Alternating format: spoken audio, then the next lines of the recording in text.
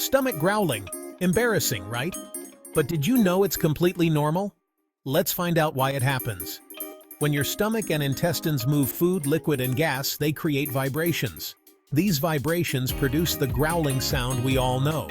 When you're hungry, your stomach and intestines are empty, so the growls are even louder due to all the empty space. But guess what?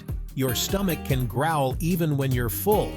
It's just part of your body's digestive rhythm. Fun fact: the technical term for stomach growling is borborygmi. Fancy, huh?